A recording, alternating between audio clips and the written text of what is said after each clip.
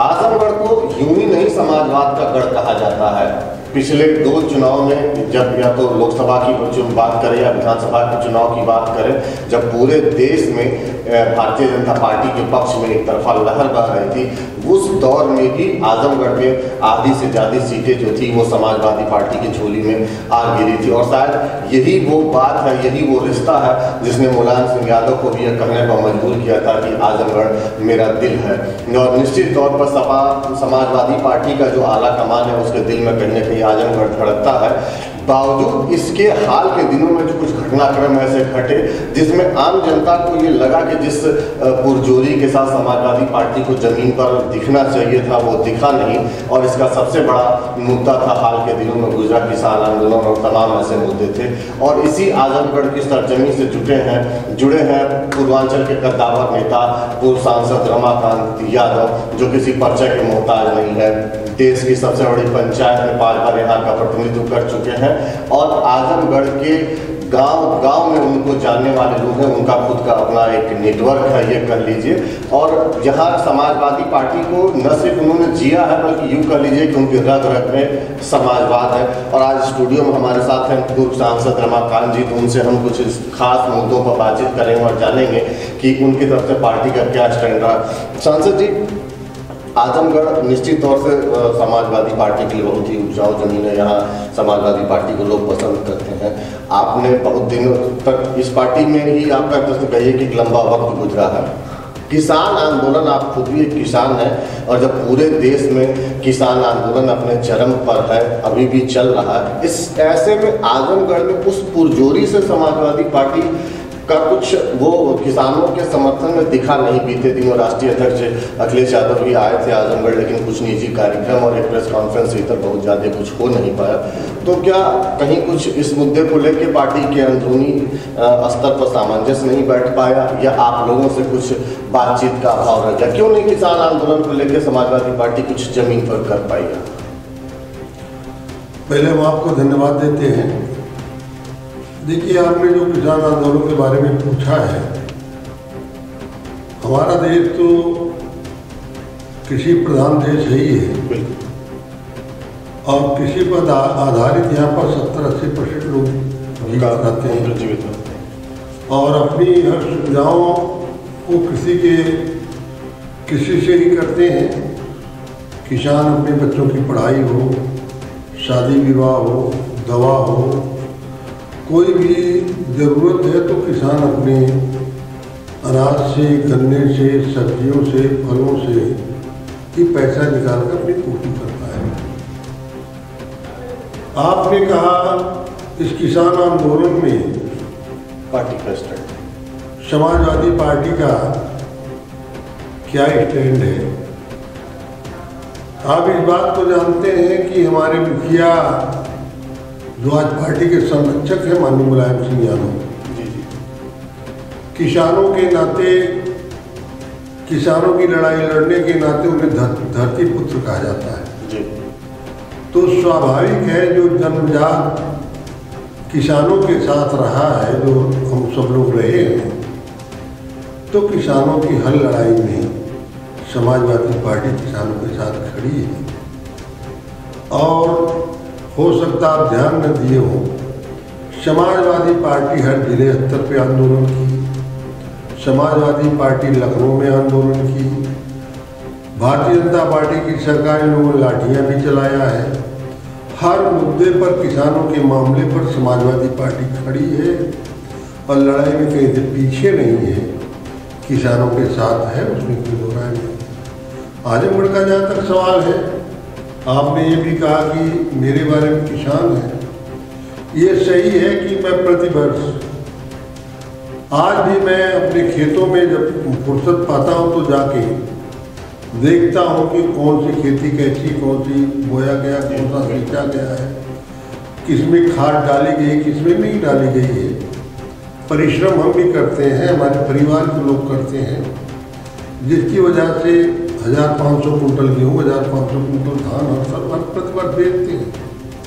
लेकिन इधर 2 वर्षों से जो सरकार का रेट है, जैसे धान का इस समय रेट 1868 रुपये लेकिन हम लोगों का धान अभी तक नहीं जा पाया है। सरकार ले नहीं रही है, बनिया 1000-1200 रुपये मांग रहा है। तो इस तरीके से किसानों के साथ अन्याय हो रहा है। तो निश्चित रूप से जो किसान आंदोलन हम लोग खड़े हैं, और निश्चित रूप से पूरा देश आज खड़ा हो रहा है किसानों के साथ। और जो सरकार मनमानी कर रही, किसानों के साथ अत्याचार कर रही है, निश्चित रूप से इस सरकार को किसानों का हट फेंकने का भी काम करेंगे। जब किसान सरकार बना सकता है तो बिगाड़ भी सकता है। आप ही की बात है, बस यही बात सांसद जी, अभी जैसे आप कहा, आपने बताया कि आप खुद भी किसान हैं, क्रय केंद्रों की जो हीरा हवाली है उससे भी वो आप वाकिफ। आजमगढ़ के लोग तो आपका फैन फॉलोइंग, आपको चाहने वाले लोग हैं, तो आजमगढ़ की जनता तो आपको देखना चाह रही थी ना कि मतलब हमारे सांसद जी क्या करेंगे, उनके पीछे हम लोग खड़े हों। हम लोग किसानों के साथ हैं, किसानों की लड़ाई लड़ रहे हैं, इसमें कोई दो राय नहीं है। और वो जानते भी हमारे लोग, जनपद भी जानता है। हाँ, इतना जरूर है कि आप तो सोशल मीडिया से संबंध रखते हैं। आप सब लोग को धन्यवाद दे रहे हैं हम, इसलिए पूरे सोशल मीडिया के जितने भी चैनल हैं आप लोग को दिखा रहे हैं। लेकिन जितने भी टीवी चैनल हैं आज किसानों के बारे में न कुछ कह रहा न बता रहा है, और केवल प्रचार कर रहा है कोरोना का।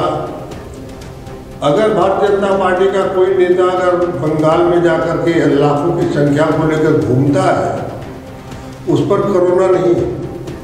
लेकिन हमारे जो बच्चे हैं जो शिक्षा ले रहे हैं, उनको विद्यालय जाने में कोरोना है। एक तरह से कृषि ही नहीं बल्कि शिक्षा पर भी जो है कुठाराघात पहुँचाया जा रहा है, शिक्षा को भी कमजोर किया जा रहा है। ये मान करके कि गांव के जो गरीब बच्चे हैं वो शिक्षित नहीं होंगे, तभी हम मनमानी कर पाएंगे। इससे जुड़ा एक छोटी सी बात और पूछना चाहता, अभी आप जिस क्रय केंद्र की बात कर रहे थे, तो क्या आप कुछ ये जो समस्या है इसको लेकर उच्च अधिकारियों को इसके बारे में कुछ अवगत कराएंगे? देखिए, मैंने अपने जिले का कोई अधिकारी ऐसा नहीं बचा जिससे बात न किया, और केवल धान के बारे में ही नहीं बात किया हूँ। अभी हमारे जो किसान अगले वर्ष आपके सखियाओं चीनी मिल में गन्ना दिए थे, आज तक उनका बकाया पड़ा हुआ, पेमेंट नहीं हुआ है। कोरोना काल के समय में, लॉकडाउन के समय में अपने बच्चों की शादी, बच्चियों की शादी, बच्चियों की पढ़ाई लिखाई, दवा दरबन, गेहूँ की बुआई में खाद और बीज की तमाम समस्याएं खड़ी हुई। मैंने हर अधिकारियों से इस बात की चर्चा किया, लेकिन अभी तक ये कहते हैं जनवरी में हो जाएगा, दिसंबर में हो जाएगा, फिर अब फरवरी में हो जाएगा। ये स्थिति बनी हुई है। तो सरकार की मंशा किसानों के प्रति सही नहीं है। सांसद जी, अब तो 2-4 दिन में यूँ कर लीजिए कि नया साल 2021 दहलीज पे है, और 2021 के साथ ही उत्तर प्रदेश की विधानसभा चुनाव का एक सेमीफाइनल कर लीजिए कि पंचायत चुनाव अब सिर पर एकदम आ ही चुका है। पंचायतें बंद हो चुकी हैं, प्रशासक बैठ चुके हैं। समाजवादी पार्टी को माना जाता है कि ग्राउंड जीरो पर, मतलब बूथ स्तर लेवल पर इसकी पकड़ है, गांव-गांव से कार्य करता है। पंचायत चुनाव को लेके क्या कुछ है दिल दिमाग में आपके कि कैसे करना है, या आपके स्तर से भी कोई बात चल रही है, या पार्टी स्तर पर की हर जगह पर? देखिए, पंचायत चुनाव का जहाँ तक सवाल खड़ा होता है, पंचायत चुनाव पहली बात बैलेट पेपर पर होगा, ईवीएम से नहीं होगा। ईवीएम से नहीं होगा। नहीं, पंचायत चुनाव बैलेट। तो निश्चित रूप से समाजवादी पार्टी के कार्यकर्ता 70 से 80% चुनाव जीत कर आएंगे।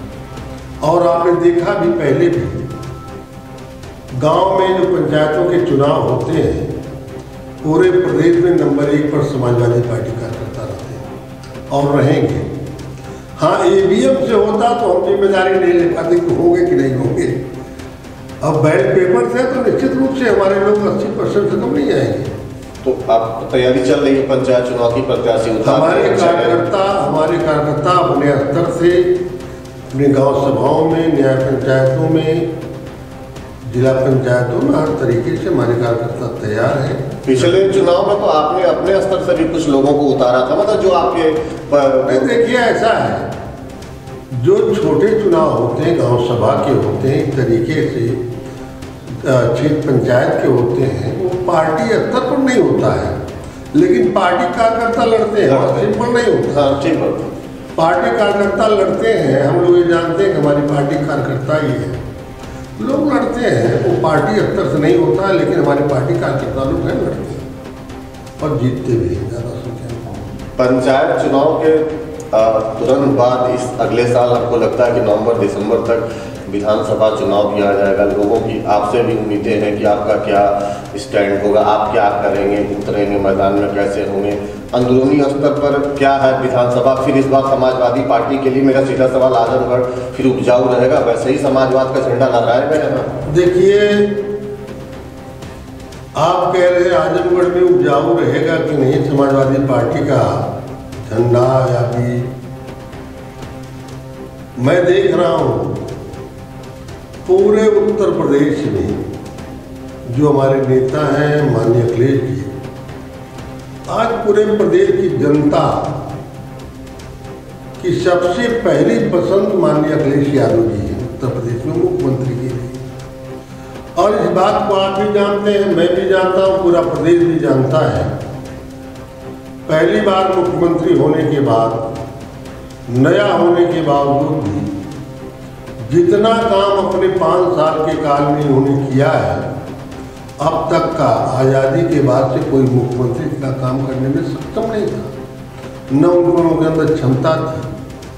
काम अब जैसे मान लीजिए आपका पूर्वांचल एक्सप्रेस माननीय अखिलेश यादव ने दिया, पूरा पैसा अलॉट किया, टेंडर हो गया, किसानों का पैसा बांट दिया, सरकार 2017 में चली गई।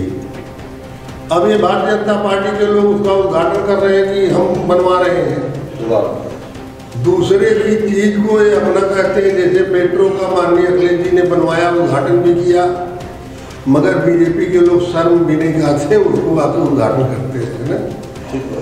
और ये सड़क 4 साल 3 साल हो गया, अब तक अखिलेश जी की सरकार रही होती तो मैं समझता हूँ कि 2019 के लास्ट तक ये रोड चालू हो गई। उदाहरण के रूप में लखनऊ से जो आगरा एक्सप्रेसवे बनी हुई है, मात्र 3 महीने में तैयार किया उन्होंने, चालू हो गई रोड।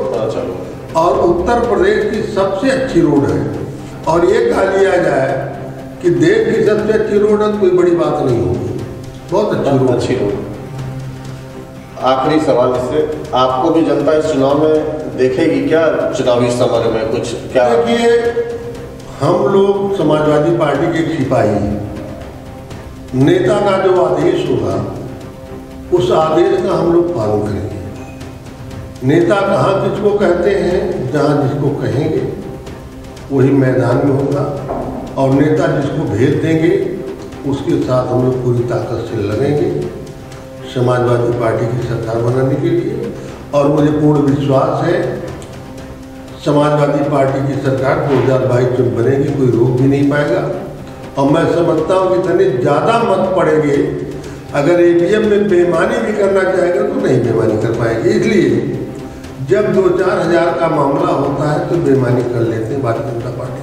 लेकिन आपको नहीं लगता कि आपके उतरने से थोड़ा सा मनोबल, जैसे आपको लगता नहीं है? तो देखिए, वो उतरने की जहाँ तक बात हो तो नेता के हाथ में है, नेता किसको उतारते किसको नहीं उतारते उस पर कोई टिप्पणी हम नहीं करेंगे। लेकिन इतनी बड़ी लीड हर क्षेत्रों में होगी कि जीत सुनिश्चित रहेगी, इसलिए उनका ईवीएम भी फेल हो जाएगा। धन्यवाद सांसद जी।